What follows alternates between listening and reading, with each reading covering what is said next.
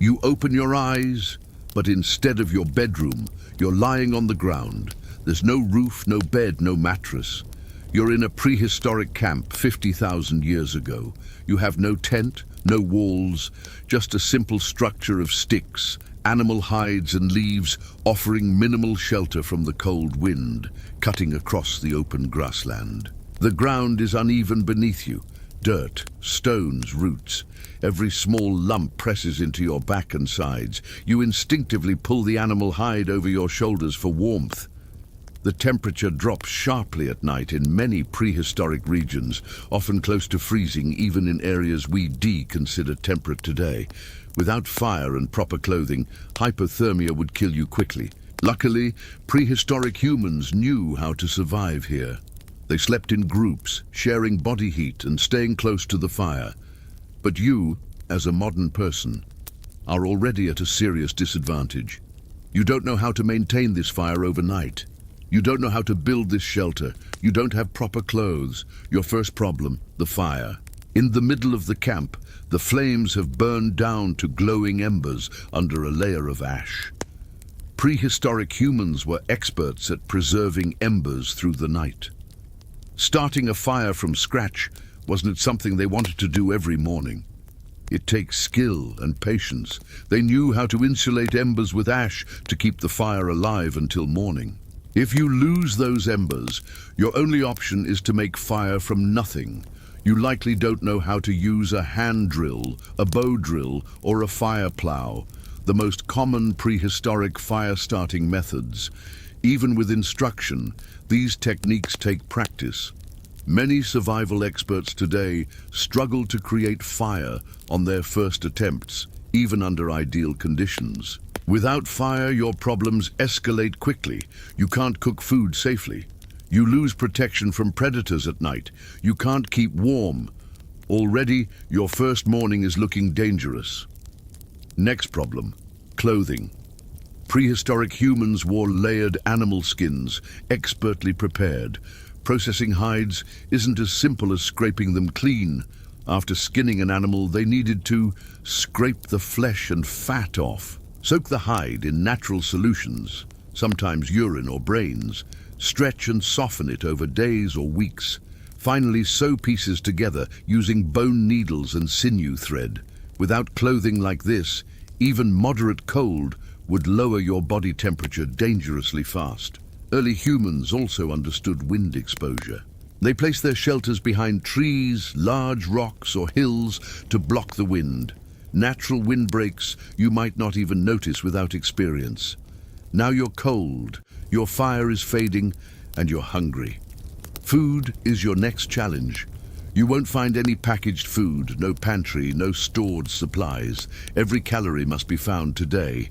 Prehistoric humans were expert foragers. A single group might know dozens, even hundreds, of edible plants, roots, nuts, fruits, and fungi.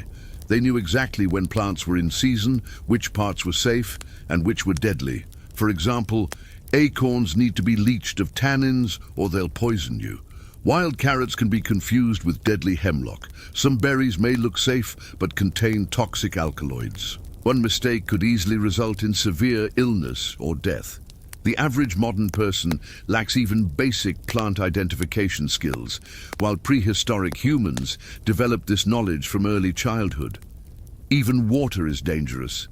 You might find a river or stream nearby, but without boiling or filtering it, you risk parasites, bacteria, and waterborne diseases. Diarrhea and dehydration would set in quickly, which is especially deadly without medical care. Let's assume you somehow find safe water and plants. You're still protein deficient. This is where hunting comes in, and where your survival odds drop even further. Hunting is not like modern fishing trips or bow hunting in the forest. Prehistoric hunters had to build their own weapons from raw materials, track animals for miles, predict migration patterns, work together in coordinated groups. Their primary weapons were simple wooden spears, stone spearheads, throwing sticks, or atlatls. You wouldn't know how to craft even the simplest of these tools. Let's say you try to approach prey anyway. Animals have excellent senses. hearing, smell and sight far superior to your own. They detect your unfamiliar scent instantly. One broken twig or careless step and your prey bolts, or worse, fights back. Wild boar, bison and even deer can seriously injure or kill an untrained hunter. Most modern humans couldn't get close enough for a clean throw, and even if they did, accurately throwing a spear requires tremendous skill and practice. Meanwhile, predators are watching. In many prehistoric regions, you'd be sharing territory with lions, wolves, hyenas, bears, saber-toothed cats, crocodiles. These predators see lone humans as easy prey. Your only real defense would be staying close to your group, if they even accepted you. Social survival is another major challenge. Prehistoric groups functioned as tightly bonded units. Everyone knew their role. Everyone contributed. Outsiders, especially non-contributing strangers, were often viewed as threats, not friends. In many cases, you wouldn't even survive the first social interaction. These groups passed down knowledge orally, taught skills from early childhood, and operated with complex social rules you wouldn't understand. Offend the wrong person or disrupt their routines, and you could be banished or worse. Even resting carries danger. At night, while sleeping, your survival depends on the group's shared vigilance. In most hunter-gatherer bands, people wake and sleep in shifts naturally, what researchers call the sentinel effect. Without this protection, you would be exposed to predators, insects, hypothermia, or hostile humans. Injury is another constant threat. A simple cut could become infected without antibiotics. A sprained ankle could leave you immobilized and useless to the group. There are no hospitals, no painkillers, no surgeries. Prehistoric humans had some herbal remedies, but most injuries were treated with basic wound care or not treated at all. Many prehistoric skeletons show signs of broken bones that healed over time, meaning groups did care for injured members. But you'd need their help, and again, their trust to survive even minor accidents. All of this happens in just your first few hours. Hunger, cold, dehydration, predators, injury, social isolation, and this was normal life for prehistoric people. They were experts at managing these challenges because they trained for them since birth. You haven't tea. For you, one full day in prehistoric times would feel like survival mode from the moment you opened your eyes. You've survived your first few hours in prehistoric times, but now it's midday, and one of your biggest challenges has arrived, finding enough calories to survive the next 24 hours. In your modern world, eating is easy. A quick trip to a grocery store gives you everything you need. In prehistoric times, food is not guaranteed. Every calorie you consume comes from your own skill, or someone else's skill, in hunting and gathering. Without a steady supply of calories, you won't last long. The average adult in this world needs between 2,000 to 3,000 calories a day, sometimes even more, depending on climate and physical activity. But prehistoric food sources aren't dense like modern processed foods. You'd need to work constantly just to find enough edible material. Gathering seems like the safer option, but it comes with its own set of problems. Prehistoric gatherers could identify dozens, even hundreds, of edible plants. They knew which roots were safe, which nuts were edible, and which berries wouldn't kill you. You, on the other hand, don't have that knowledge. For example, wild carrots look almost identical to poison hemlock. One mistake, and you're dead within hours. Some wild berries contain cyanogenic glycosides, which produce cyanide when digested. Certain mushrooms are deadly, and many toxic species resemble edible ones. Prehistoric people learned this knowledge through generations of trial and error, sometimes fatal errors. Children began learning plant identification at an extremely young age, long before they were even capable of contributing much food themselves. Gathering wasn't just about plants either. Insects like grasshoppers, termites and grubs were common protein sources. Modern people often find the idea disgusting, but insects are highly nutritious. They're rich in protein, fat and minerals, and much easier to catch than most animals. Even finding water isn't simple. Many freshwater sources contain bacteria, parasites, or heavy mineral content that can make you sick. Prehistoric humans often boiled water or drank from known safe springs. You wouldn't know which water sources are safe or how to purify them. For higher calorie needs, meat was essential, but hunting is extremely difficult. Prehistoric humans had no guns, no scopes, no modern bows. Their weapons were simple: wooden spears sharpened with stone-tipped spears. The atlatl, a spear thrower that allows greater range, simple stone knives. But the real weapon was knowledge. To hunt successfully, they needed an intimate knowledge of animal behavior, understanding migration patterns, reading tracks and droppings, knowing wind direction to hide their scent, moving silently across different terrain. You wouldn't know any of these things. Every animal would hear, smell, or see you long before you even got close. Persistence hunting was one technique used by some groups. Instead of trying to ambush prey, humans used their endurance. They would chase animals for hours in the heat. As prey overheated, it would collapse from exhaustion. This technique only works because humans are excellent at sweating and cooling, something most animals can do while running. But you'd still need to be extremely fit, skilled, and able to track an animal over long distances. Skills you likely don't have. Most of the time, prehistoric hunters worked in teams. They would spread out and flank animals, funnel prey into narrow areas, use coordinated signals to trap and attack. Solo hunting in this environment is almost impossible for a beginner. Large prey could also be extremely dangerous. Wild boars can weigh over 300 pounds and will charge when cornered. Bison can trample hunters easily. Even deer can inflict serious injuries with kicks and antlers. Bigger Ice Age megafauna, like mammoths or woolly rhinoceroses, were usually hunted by larger organized groups using sophisticated strategies. You wouldn't survive a one-on-one encounter with these giants. Even making your own hunting tools would be nearly impossible without prior knowledge. Prehistoric people used flint knapping to shape sharp edges out of stone. Flint, obsidian, or chert were carefully struck at precise angles to create cutting tools and spearheads. This wasn't random. The wrong strike can shatter your stone completely. Many skilled flint knappers today take years to master this technique, and they have access to modern learning tools. Without sharp tools, you can't cut hides, butcher animals, or shape wood properly.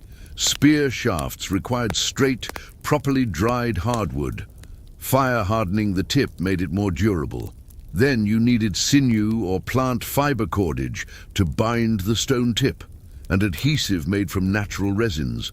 Even cordage, making simple rope, was a skill passed down through generations. Without tools, you are unarmed, and unarmed, you're defenseless. Here's your biggest problem. You're burning far more calories trying to hunt or gather than you're successfully collecting. Chasing prey burns hundreds of calories per hour. Foraging takes time, bending and walking for miles, often with little success. Without expert knowledge, you end up with handfuls of dangerous or useless plants while losing energy fast. This is the survival spiral. The hungrier you get, the weaker you become. The weaker you get, the less effective your foraging or hunting becomes. Eventually, exhaustion makes you vulnerable to predators, injuries, or starvation. As you wander searching for food, you're constantly exposed to dangers you wouldn't expect. Venomous snakes hiding in grass, scorpions under rocks, large predators stalking from a distance. Aggressive insects carrying parasites, thorny plants that rip open your unprotected skin. Every hour you're away from the safety of your group, your survival odds shrink. Finally, and critically, you don't know the territory. Prehistoric humans had detailed mental maps of their surroundings, where certain plants grew, where water was reliable, which predators roamed which areas. Where to find shelter in bad weather, you don't. Get lost even a few miles from camp, and your chances of making it back without food, water, or shelter drop to nearly zero. And this is only midday. The hardest part of the day hasn't even arrived yet. The predators, the weather, and the night. If you've somehow managed to survive your first morning in prehistoric times, you're now entering the most dangerous part of the day, the constant threat of predators and natural hazards. Prehistoric humans didn't sit comfortably at the top of the food chain. In fact, for most of our early history, we were far closer to prey than predator.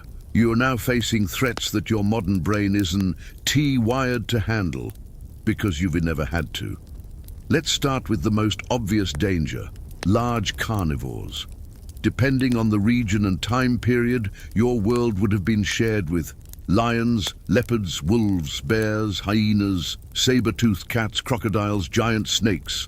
These predators didn't live somewhere out there. They lived near you, often just outside your camp's small fire circle. Many of them were nocturnal hunters, perfectly adapted to stalking in low light. Lions could silently close in within 50 feet before launching an attack. Wolves hunted in coordinated packs. Hyenas crushed bones with some of the strongest bite force in the animal kingdom. Crocodiles ambushed prey at rivers where you'd likely gather drinking water. You're defenseless against these animals without fire, weapons, or group protection. You might not even hear them coming. Prehistoric humans developed strategies to reduce nighttime vulnerability. One of the most important was something researchers call the sentinel effect. In most foraging groups, people naturally woke up periodically throughout the night. While some slept, others stirred, listened, or tended the fire. This constant light vigilance made it extremely difficult for predators to sneak into camps. You don't have this instinct, you'd fall into deep, unprotected sleep, leaving yourself exposed. Predators aren't your only problem. You're also at the mercy of weather. Prehistoric people lived fully exposed to the elements. Without modern forecasts, every sudden change could bring life-threatening consequences. A flash thunderstorm could flood a riverbed campsite in minutes. Strong winds could collapse your simple shelter or snap branches onto you as you sleep. In colder regions, sudden temperature drops could result in hypothermia overnight, especially if your fire failed. Lightning strikes igniting grass fires could spread rapidly, trapping you between walls of flame. And if you were in Ice Age Europe or Siberia, blizzards could roll in with little warning, dropping temperatures well below freezing. Even small animals posed serious threats. Venomous snakes hiding in tall grasses or beneath rocks, spiders and scorpions in caves or under logs, mosquitoes, ticks, and fleas spreading diseases you've never encountered, insect swarms that could carry dangerous parasites or infections. Prehistoric humans learned where these creatures nested and how to avoid them. You haven't. A single snake bite or infected insect bite could turn fatal quickly without any form of treatment. Nature's larger forces weren't any kinder. Depending on your location, you might face flash floods, earthquakes, volcanic eruptions, droughts, wildfires. One of the largest known volcanic eruptions in human history, the Toba eruption, occurred around 74,000 years ago. It blanketed much of Asia in volcanic ash and may have triggered a global cooling event that pushed humans near extinction. A single large earthquake could shift entire rivers or destroy vital food sources overnight. Unlike modern humans, you wouldn't have warning systems or evacuation plans. Danger didn't always come from predators or weather. Simply moving through rough terrain exposed you to constant physical threats. Sprained ankles, falls from cliffs or trees, cuts from sharp rocks or thorns, burns from cooking fires. In a world without doctors, any injury could become life-threatening. An untreated cut could lead to sepsis. A broken leg could leave you permanently disabled and unable to keep up with your group ES migrations. Even dental infections, common in prehistoric remains, could become fatal without antibiotics. Not every danger was from nature. Other groups of humans posed threats as well. While cooperation existed, conflicts happened over. territory, hunting grounds, mates, resources. Some archaeological remains show signs of trauma from blunt weapons, spears, and even mass killings. While full-scale warfare didn't yet exist, small-scale raids and violent clashes between bands were real possibilities. Prehistoric humans developed highly tuned situational awareness because their survival depended on it. They listened for changes in bird calls, shifts in wind direction, unusual animal behavior, unnatural silence in the forest. These subtle clues often warned of approaching predators or incoming storms. You, with no experience, wouldn't recognize any of these signs until it was too late. By now, you're not only physically exhausted, but mentally overwhelmed. Every sound triggers fear. Every shadow holds potential danger. Every decision feels like life or death, because it is. And you still haven't made it to nightfall. In your modern world, injury or illness often means a visit to a doctor, a hospital, or a pharmacy. But in the prehistoric world, there were no doctors, no surgeries, no antibiotics, no sterile bandages, no vaccines. Even simple health problems that barely inconvenience modern people could become life-threatening in a prehistoric environment. And that makes surviving a full day here even harder. Let's start with something simple, a cut. You trip over a rock, stumble into a sharp branch, and slice your hand open. Today, you'd rinse it under clean water, apply antiseptic, and cover it with a bandage. Here, you have none of those things. Water may contain parasites. Your hands are covered in dirt and bacteria. An open wound in these conditions is an open door for infection.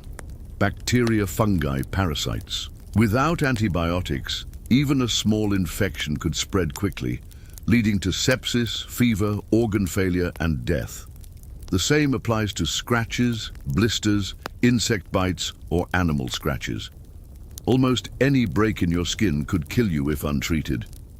Now imagine you fall while foraging, twisting your ankle or breaking your leg.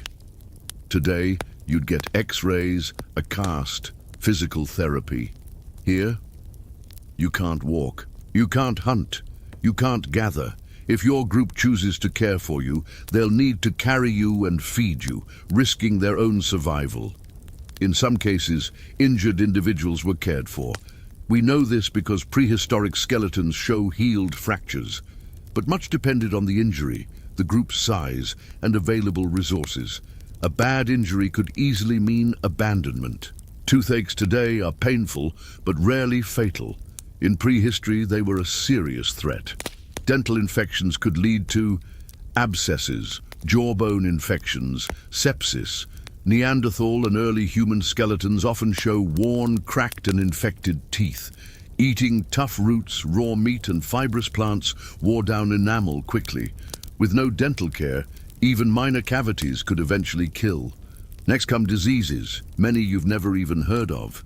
Intestinal parasites, worms, bacterial dysentery, giardia, and amoebas from contaminated water, malaria in tropical regions, respiratory infections, skin infections, untreatable fevers.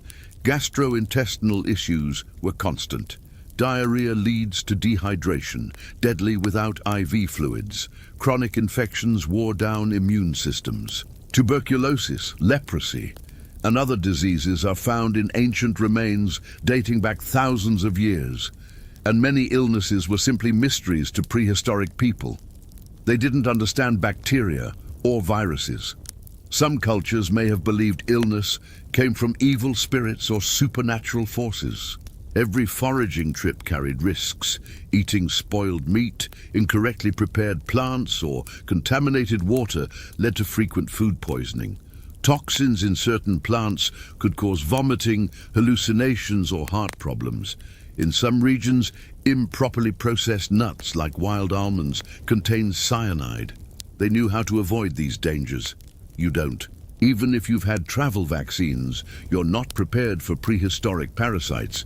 Parasites adapted to every environment humans lived in. Liver flukes, tapeworms, roundworms, hookworms. Some of these parasites could live for years inside a human body. The chronic weakness and malnutrition they caused made surviving even harder. Prehistoric camps didn't have bathrooms, sewers, or plumbing. Human waste contaminated water sources. Food preparation areas could easily be exposed to bacteria and parasites. Without sanitation knowledge, the entire group was at risk of outbreaks.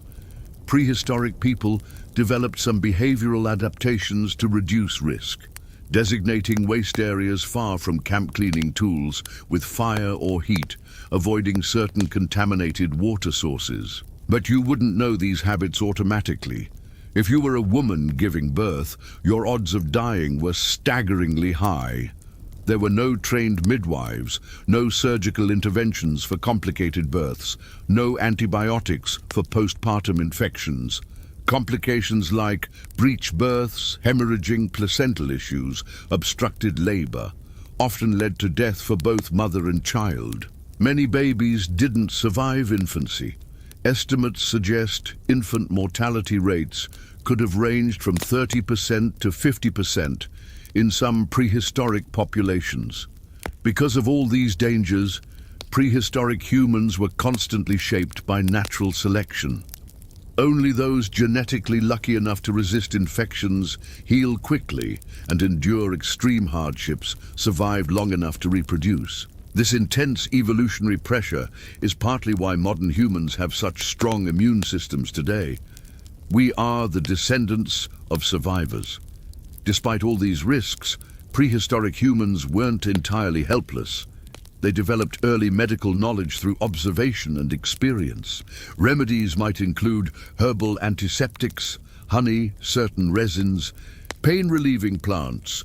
Willow bark contains salicin, similar to aspirin. Antiparasitic herbs, cauterizing wounds with heated stones, setting simple fractures using splints. Some archaeological sites even show evidence of early surgeries like trepanation, drilling holes into the skull, which some patients survived. But even with this limited knowledge, medicine was primitive, dangerous, and rarely effective. You've now survived into late afternoon, but your body is under constant attack. The smallest cut could kill you. The wrong meal could poison you. An insect bite could turn deadly. And you still have to face nightfall when many dangers only increase. So far, you've battled hunger, injury, predators, and disease. But now another relentless enemy moves in, the environment itself. In prehistoric times, surviving the elements was a full-time job. Even minor changes in the weather could turn deadly if you weren't prepared, and you wouldn't be. You're likely imagining a fairly stable climate, maybe a warm afternoon and a cool night. But prehistoric weather was anything but stable. Depending on where and when you landed, you might face burning daytime heat, sudden nighttime cold drops, unexpected storms, freezing winds, long wet seasons, or devastating droughts. Even in warm climates, overnight temperatures could plummet quickly. Without the right shelter, clothing, and fire skills, you'd experience hypothermia in just a few hours. In colder regions during the Ice Age, temperatures could easily fall below 10 degrees to 14 degrees, sometimes much lower. Without layered animal skin clothing, heated shelters, and constant fire maintenance, death from exposure would be nearly guaranteed. Prehistoric humans were not wandering aimlessly like you see in some movies. They built effective, resourceful shelters perfectly adapted to their environment. In open grasslands, they might build simple frame structures from branches, covered with hides or woven grasses. In forested regions, lean-tos were common, positioned carefully to block wind and rain. In colder regions, they sometimes built semi-subterranean pit houses or used natural caves. Some Ice Age communities constructed entire dwellings out of mammoth bones and tusks, covered with hides and grasses for insulation. You wouldn't know where to build or how to build any of these. Picking the wrong location could expose you to falling branches, flood zones, dangerous winds, predator trails, insect nests. Even choosing your campsite was a life or death decision. Shelter alone wasn't enough. Without fire, You couldn't cook food, you couldn't sterilize water, you couldn't stay warm, you couldn't keep predators away at night, you couldn't harden wooden tools. Prehistoric humans didn't just rely on fire, they mastered fire management. They learned how to keep embers alive for days, sometimes carrying embers in fire baskets while migrating. Making fire from scratch took tremendous skill. Friction fire making, hand drills, bow drills, percussion fire, striking flint against pyrite to create sparks. You wouldn't have this knowledge. Without fire, your shelter is little more than a cold, damp, predator-exposed pile of sticks. Even rain itself could turn fatal. In a world without waterproof clothing, being soaked for hours rapidly increases the risk of hypothermia. Flash floods were especially dangerous in river valleys or low-lying areas. Prehistoric humans knew which regions flooded after heavy rains and avoided them. You wouldn't, and could easily be caught in rising waters with no safe escape. A flood could destroy your shelter, drown your fire, and wipe out all your gathered food in minutes. If you found yourself in Ice Age Europe or Asia, the environment was even more unforgiving. Winters lasted long and hit hard. Early humans adapted by building highly insulated shelters, wearing multiple layers of carefully processed hides and furs, hunting large mammals like mammoths for food, hides, bones, and fat, preserving meat and fat in cold storage for winter. You don't know how to process hides or preserve food.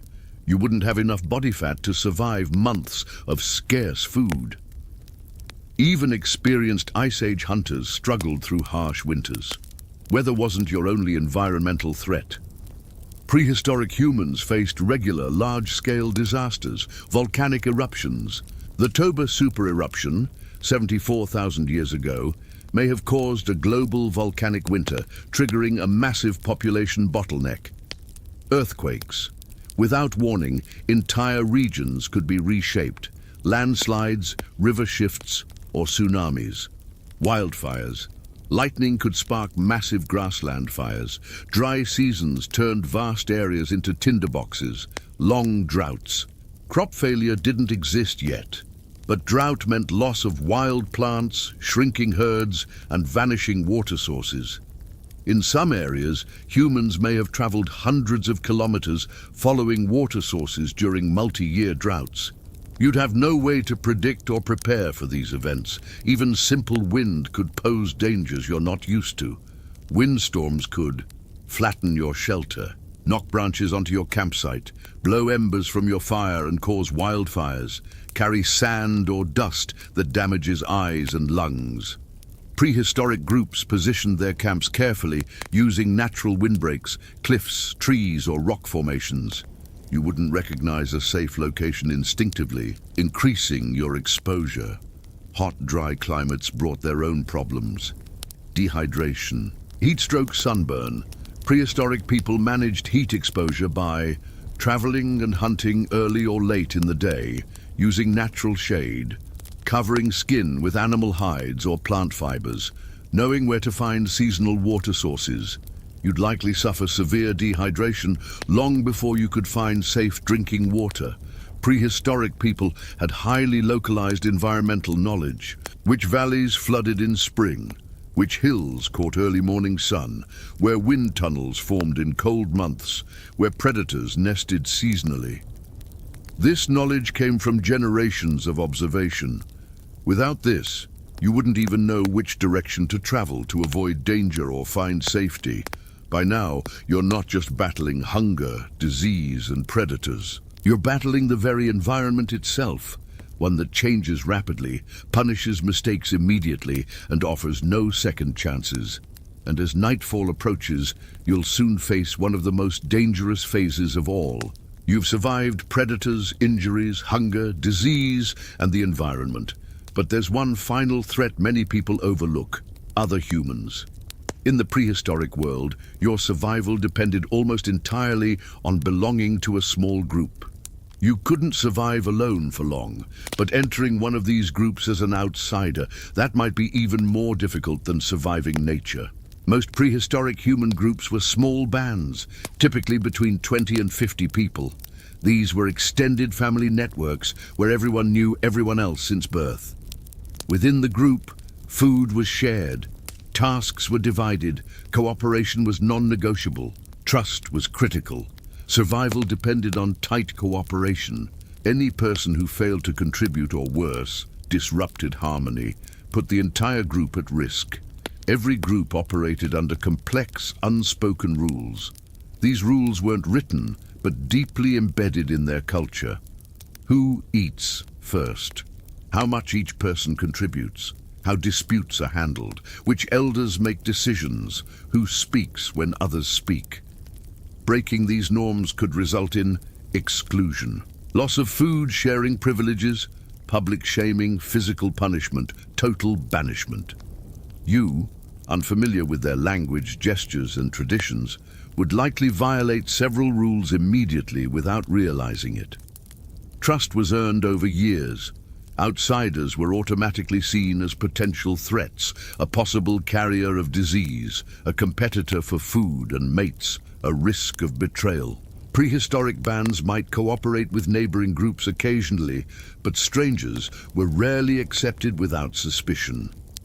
You'd be at the very bottom of any social structure, if accepted at all. Even within groups, conflicts happened regularly. Disputes over food sharing, jealousy between individuals, accusations of stealing romantic or reproductive rivalries. But full-scale violence threatened the whole group's survival. That's why many conflicts were resolved through non-lethal methods. Verbal arguments, elders intervening, temporary exclusion, redistribution of resources. In extreme cases, violence did occur, and archaeological evidence shows healed injuries consistent with blunt force trauma and occasional lethal attacks. Other human groups posed serious risks. Groups fought over territory hunting grounds, access to freshwater mating opportunities. Archaeological evidence shows mass graves, skeletal injuries, and even sites suggesting entire groups were wiped out. Prehistoric warfare wasn't organized like modern wars, but small-scale raids, ambushes, and surprise attacks were common. These conflicts weren't always about total annihilation. Sometimes they were about stealing food, resources, or abducting women. Weapons used against animals were just as effective against humans. Stone-tipped spears, clubs, throwing sticks, stone knives, atlatls for ranged attacks. Without shields, armor, or organized defense lines, injuries were often devastating and fatal. Despite the dangers, humans also formed early networks of trade and temporary alliances. Trade was essential for exchanging rare resources like obsidian, shells, pigments, and tools, securing mates to avoid inbreeding, sharing information about migration patterns, water sources, or predator movements. These alliances required complex social negotiation, diplomacy far beyond what most modern people realize. You wouldn't understand their trade systems, rituals, or gift exchanges. From the moment they could walk, prehistoric children were learning critical survival and social skills, foraging safely, helping with basic tasks, learning hunting techniques, memorizing oral stories, and group rules. By adolescence, most children could already perform many adult tasks. You, lacking even the most basic survival knowledge, would appear completely incompetent by comparison. Elders held vital knowledge. They passed down oral histories, medicinal knowledge, hunting strategies, and spiritual beliefs. Even those physically weak had tremendous value as teachers and advisors. If you ignored or disrespected elders, as a clueless outsider might, it could cost you any chance at acceptance. With no written language, knowledge was preserved through storytelling. Myths explained nature's mysteries. History was taught as cautionary tales. Moral rules were passed down in memorable stories. Failure to learn these stories meant failure to understand the group's entire belief system. Without that shared understanding, you'd always remain an outsider. Prehistoric groups often moved frequently to follow seasonal resources. Spring might offer fish runs. Summer brought ripening fruits. Winter forced migration to lower elevations or sheltered valleys. If you couldn't keep pace or predict these shifts, you'd be left behind. Navigation required deep environmental knowledge, from star patterns to animal migrations to plant cycles. Even if you somehow survived the physical dangers of prehistoric life, failing the social game would still kill you. You'd be mistrusted. You'd fail to contribute. You'd violate rules without knowing. You'd disrupt balance within the group. In the harsh world of prehistoric survival, individuals rarely survived alone. Without full integration into the group, you'd likely face exclusion, which in this world usually meant death. If you think modern parenting is difficult, it's nothing compared to what prehistoric parents faced. In this world, simply giving birth was often fatal. And raising a child to adulthood? Statistically, more than half wouldn't make it. Prehistoric women faced extreme risks every time they gave birth. No prenatal care, no trained midwives, no antibiotics, no surgical options for complications. Labor complications like breech births, umbilical cord issues, hemorrhaging, or obstructed labor often resulted in death for mother, child, or both. Researchers estimate that prehistoric maternal mortality rates could have been as high as 1 in 10 pregnancies. Depending on conditions, infant mortality rates were even worse. Up to 30% to 50% of babies may not have survived their first year. Human childbirth is uniquely difficult because, 1, the human pelvis narrowed during evolution to allow upright walking. 2, the human brain grew larger, requiring babies to be born with very large heads relative to body size. This combination made delivery extremely risky without modern medical assistance. Prehistoric women likely gave birth squatting or kneeling, often assisted by experienced older women, but even then, many births ended in tragedy. Babies who survived birth faced immediate threats: malnutrition, infections, parasites, diarrheal diseases, accidents, falls, animal attacks, exposure. There were no vaccines, no baby formula, no sterile environments. Infants were entirely dependent on breast milk for nourishment and immune support.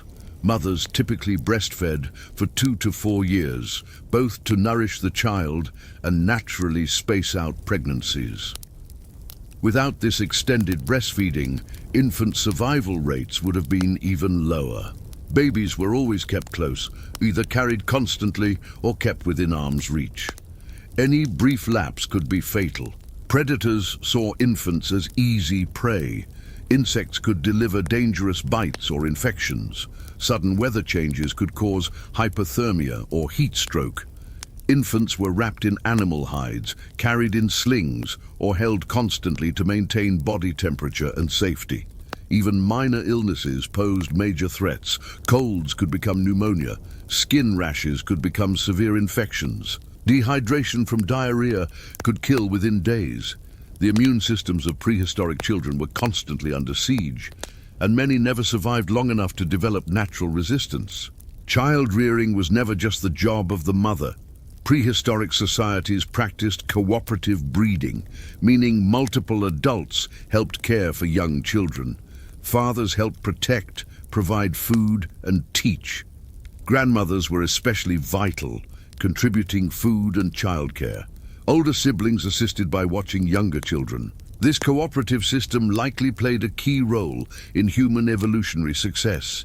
Having multiple caretakers increased survival odds dramatically. Anthropologists propose that one reason humans evolved unusually long lifespans compared to most mammals is because grandmothers continued contributing long after menopause. By helping feed and protect grandchildren, they allowed mothers to recover faster and have more children.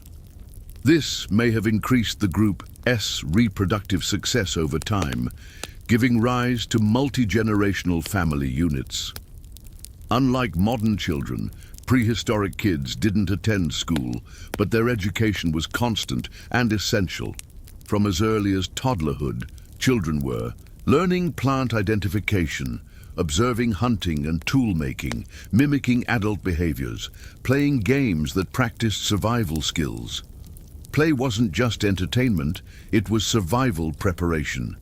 By age 5 or 6, many children could already contribute by gathering small food items, scaring away birds, or helping process food. By adolescence, they were expected to hunt, gather, and fully participate in adult roles. Every single child had to master how to identify edible versus poisonous plants, how to read animal tracks and signs, how to start and maintain fire, how to build and repair shelters, how to avoid predators and hazards, how to navigate the land. Failure to learn any of these skills often meant death before adulthood. There were no second chances. In most prehistoric groups, life expectancy at birth may have averaged 25 to 35 years, but this was largely due to infant and child mortality. If you survived childhood, you might live into your 40s or 50s. Still, very few individuals lived beyond 60 years. Every child who reached adulthood was battle-tested by nature, physically, mentally, and socially. In this harsh world, family wasn't just important, it was everything. Family secured your food, family taught you to survive, family protected you from enemies and predators, family cared for you when injured or sick. Without strong family and group bonds, your odds of long-term survival dropped to nearly zero. You've now survived into late evening, but night is falling. And in the prehistoric world, darkness is far more dangerous than you imagine. You've made it through predators, injuries, weather, disease, childbirth, and group conflict. But there's one more survival factor that most modern people completely overlook: your mind. Prehistoric survival wasn't just a test of strength.